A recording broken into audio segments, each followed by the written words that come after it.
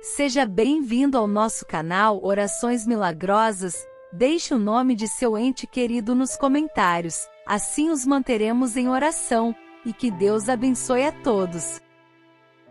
Padre, qual a importância da intercessão dos santos? Por que não fazer o pedido diretamente para Jesus? Você pode fazer o pedido direto para Jesus, sim, não tem nenhum problema.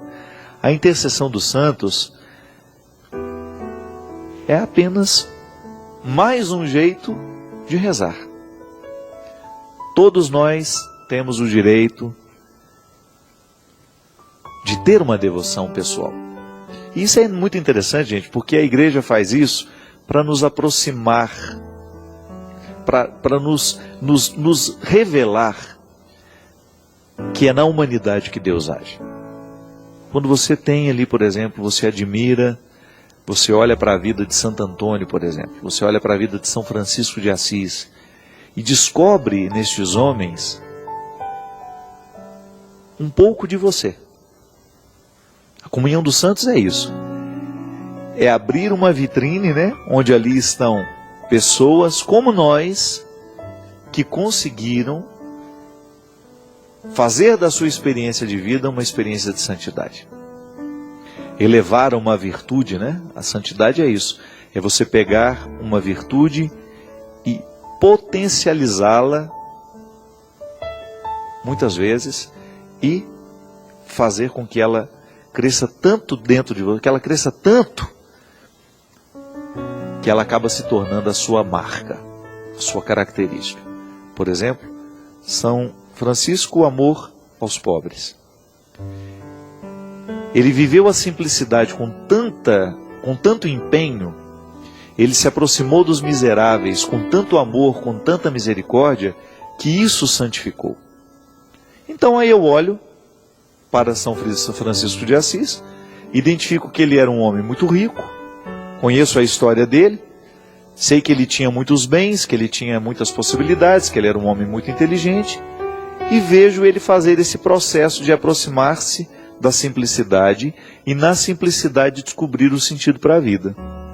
Então muita gente que tem uma humanidade semelhante à de Francisco de Assis vai acreditar que a santidade para ela também é possível. Porque se ele conseguiu e eu sou parecido com ele, por que eu não posso conseguir também? Então a comunhão dos santos é uma aproximação que nós temos de pessoas que viveram os mesmos desafios que nós. E que, vivendo os desafios que lhes eram próprios, conseguiram alcançar a virtude que o santificou. Ah, mas eu tenho Jesus como meu exemplo. Tudo bem. Jesus é a nossa referência o tempo todo. Tanto é que nós só prestamos atenção em Francisco porque Francisco imitou Jesus. Eu não gosto da palavra imitou. Incorporou, poderemos dizer. Ele vivenciou tanto, ele foi tão cristão, ele foi tão parecido com Jesus, mas por ser humano, por ser limitado, em qual virtude ele pareceu muito com Jesus? Na simplicidade. E aí você tem então a possibilidade de participar deste mesmo mistério. De ser como Francisco, de olhar para Jesus e de radicalizar essa virtude, a simplicidade, na sua vida, para que você também possa encontrar nessa simplicidade o caminho da sua santidade. Francisco descobriu nele uma possibilidade. Dentro dele ali, apesar de morar com tanto luxo, com tanta pompa, uma família de comerciantes em Assis, cheia de bens, cheia de possibilidades, ele podendo estudar, ele podendo viajar pelo mundo, ele descobre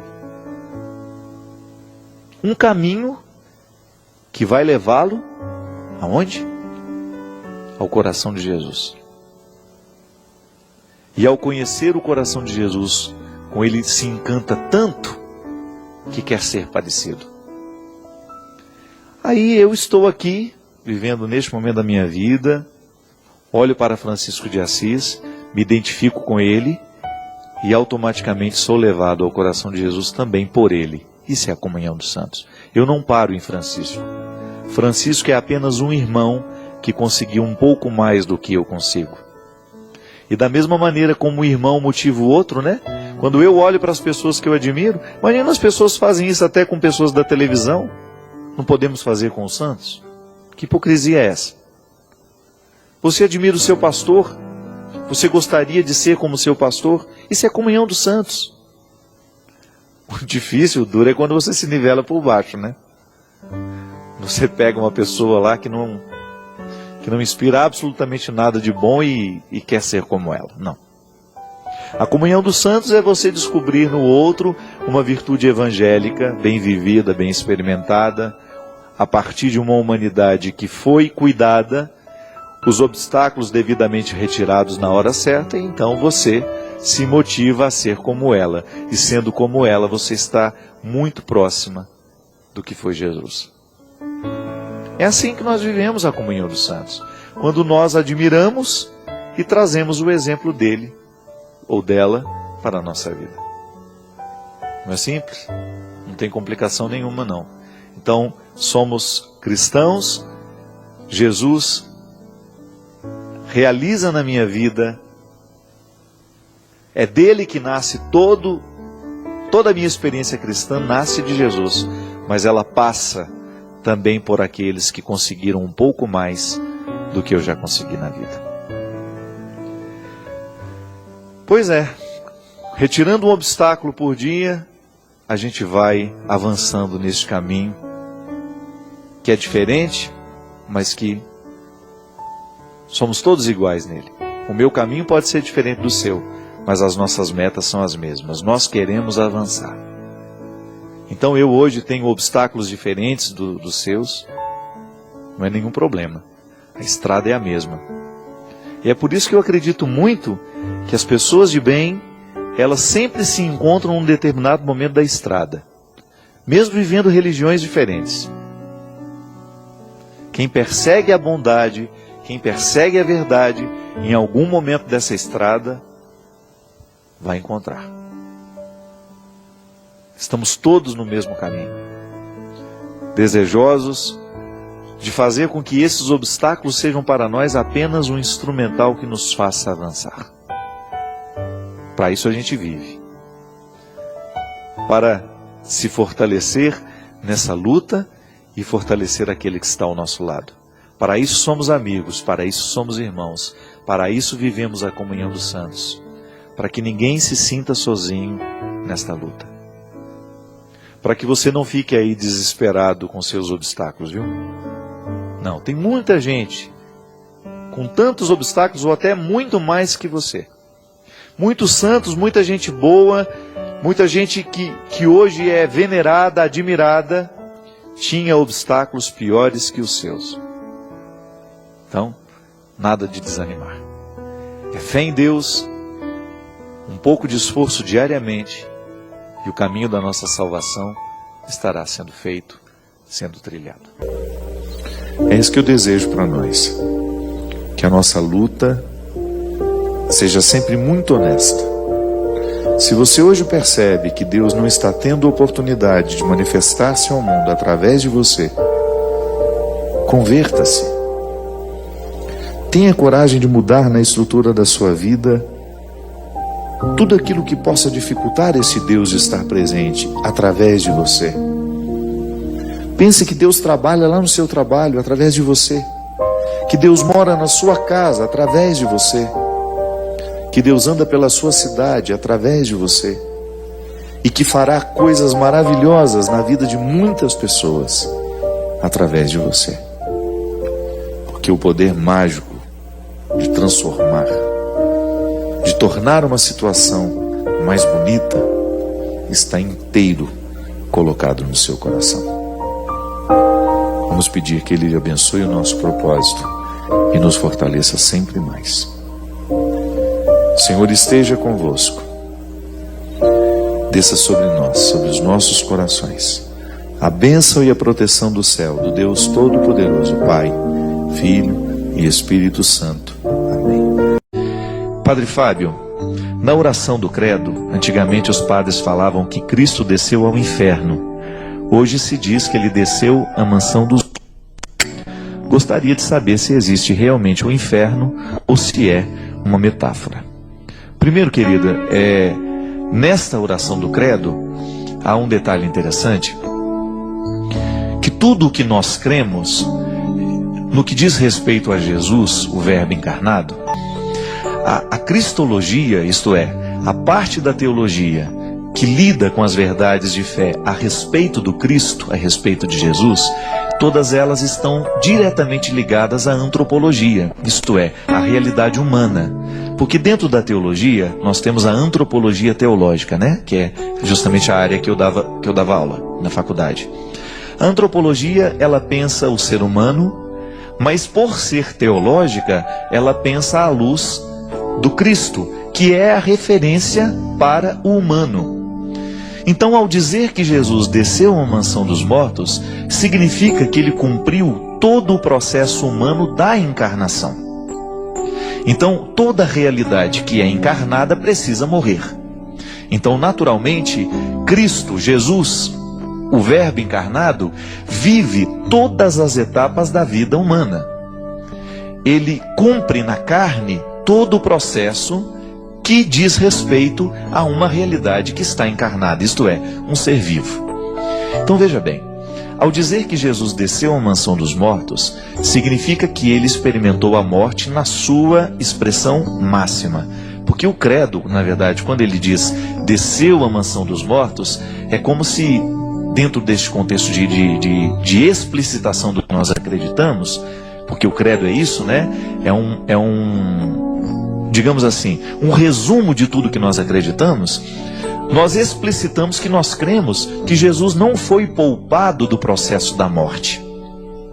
O Verbo encarnado, isso é, Jesus, porque Cristo já é um título atribuído, Jesus viveu na sua história todo o processo humano. Isto é, poderíamos dizer, Jesus sendo Deus, ele andou mais cedo do que as outras crianças? Será que ele foi privilegiado em ter alguns dons especiais, por exemplo, em poder ficar de pé antes da hora? Não. Jesus viveu e cumpriu todos os passos que o ser humano precisa viver, porque senão Deus estaria violando esta liberdade, né? Ou não estaria cumprindo na totalidade o mistério da encarnação. A gente diz que a única coisa que Jesus não experimentou da humanidade foi o pecado. Mas por quê? Porque ele foi um homem que viveu com retidão o tempo todo a experiência de ser quem ele era. É claro que ele não poderia experimentar a experiência do pecado original, porque ele veio para corrigir o pecado. Então, aí no paralelo da cristologia com a antropologia, na antropologia você tem a figura de Adão. Na cristologia você tem a figura de Jesus. Então, Jesus está para a humanidade para resolver o problema que Adão provocou. Mas veja bem, aí você poderia falar assim, então Jesus foi enviado ao mundo para resolver problema. Não. O mistério da encarnação aconteceria mesmo que não tivesse havido o pecado na história da humanidade. Isso é muito bonito a gente compreender. Deus gostaria de experimentar a realidade humana e já estava, no prólogo de João você já vê que desde o início a presença do Verbo já está no processo da criação do mundo.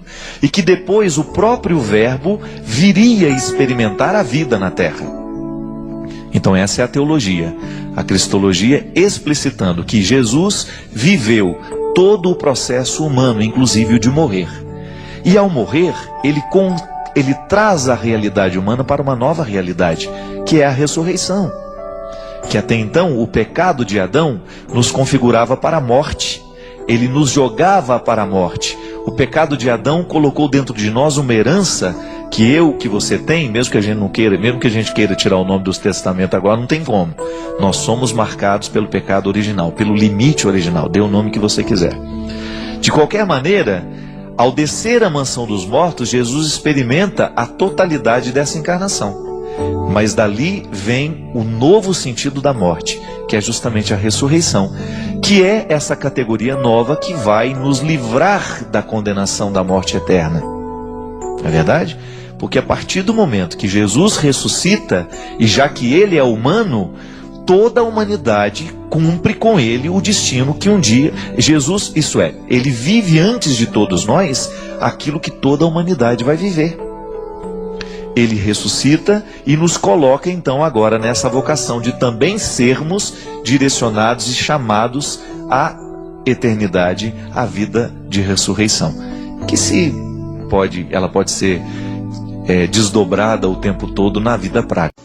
Tem um aqui que eu achei muito interessante. Ele falou assim: Padre Fábio, eu tenho frequentado a Igreja Católica, mas atualmente tenho tido muita dificuldade de participar da minha comunidade, pois eu esbarro o tempo todo na hipocrisia das pessoas. Eu vejo muita gente trabalhando, mas não pelo valor da evangelização, mas por vaidade, usando da igreja como lugar de projeção pessoal. E isso tem enfraquecido muito a minha fé. Gostaria que o senhor falasse sobre essa questão.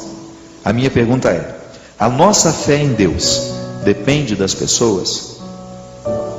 Meu Deus do céu. O que você acha, Vanilson? Depende ou não? Não depende, mas esbarra, né? Esse é o problema.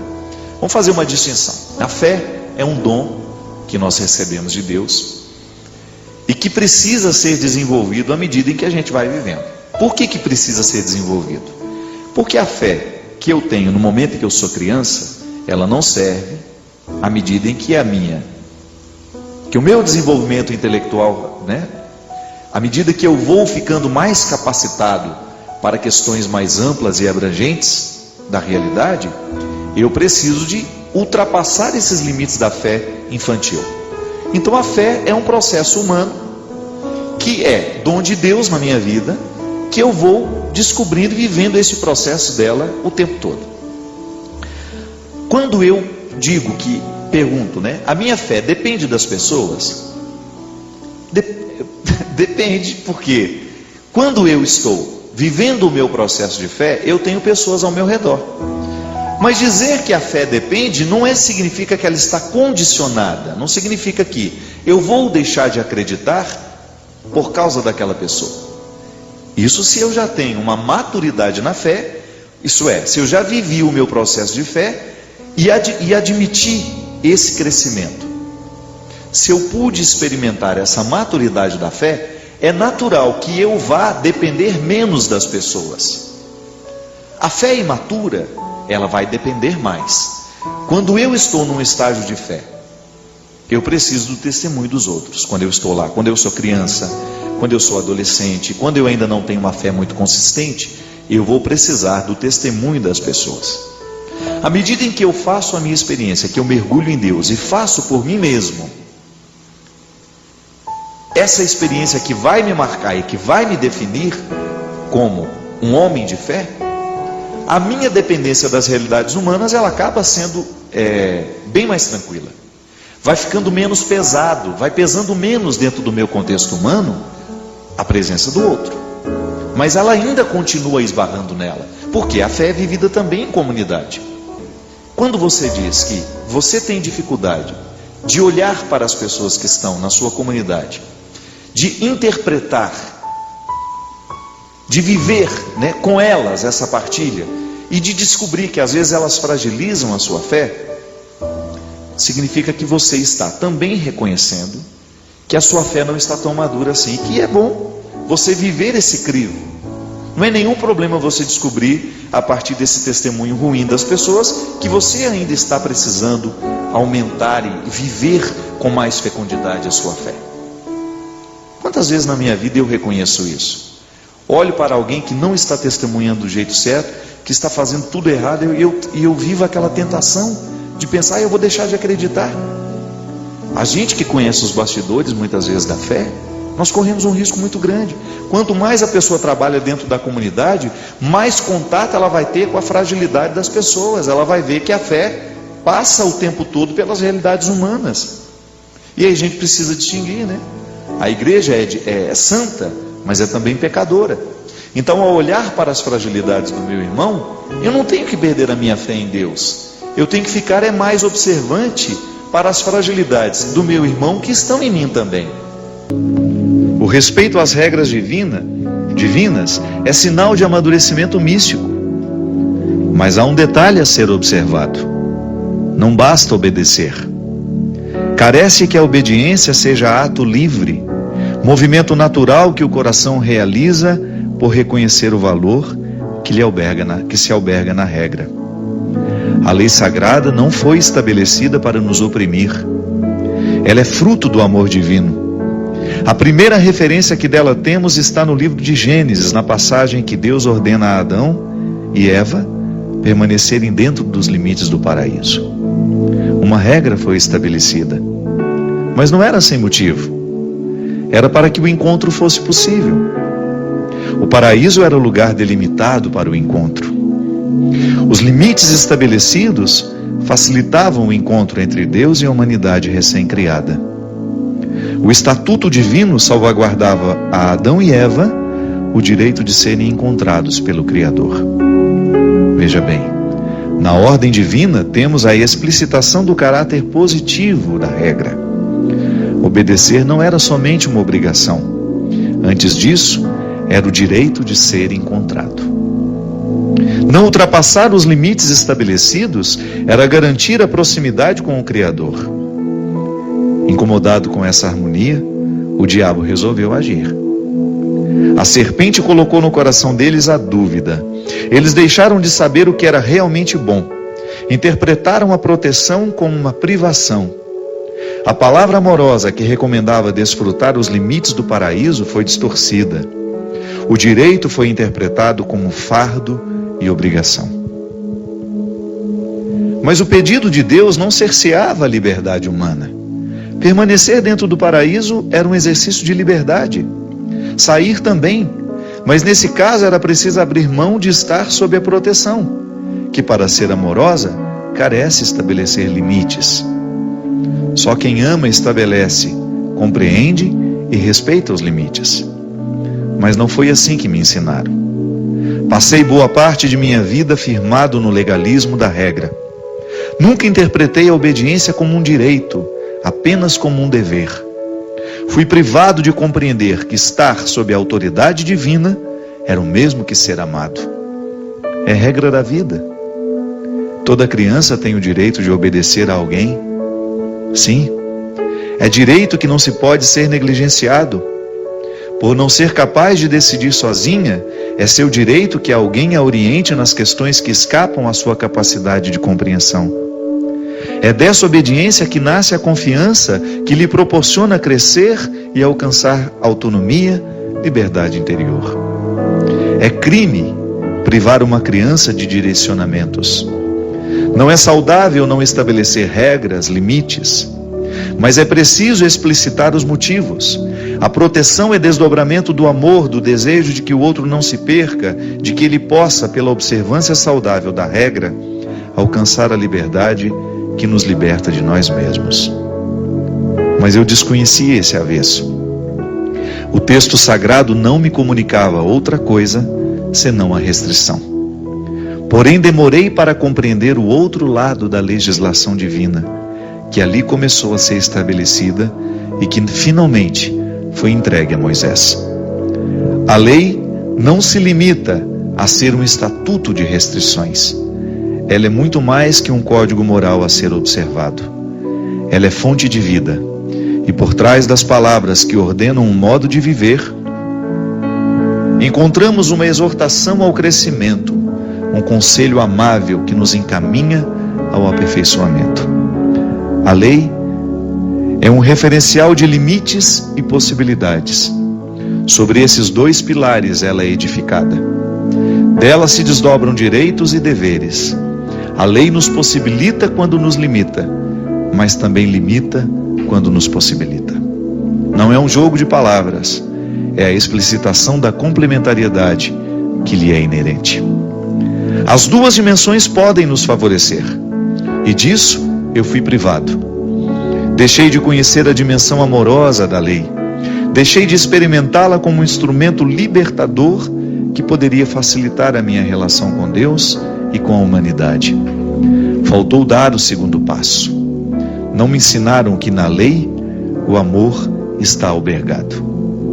E assim tornei-me um religioso fiel, um profundo conhecedor de todos os estatutos que há séculos foram recrutados pela cultura religiosa de minha ascendência. Um homem que não se economizou no conhecimento das Escrituras, que honrou a tradição e que se esmerou para buscar a coerência que a letra escrita me pedia. Amarrei a lei ao corpo, cingi meus rins com a palavra sagrada, quis trazer grudada ao corpo a recomendação revelada aos meus pais, o sábio conselho que nos veio dos céus, trazido pelas mãos dos escolhidos, dos que trouxeram na alma a brasa da profecia, a voz humana que nos trazia os recados celestes.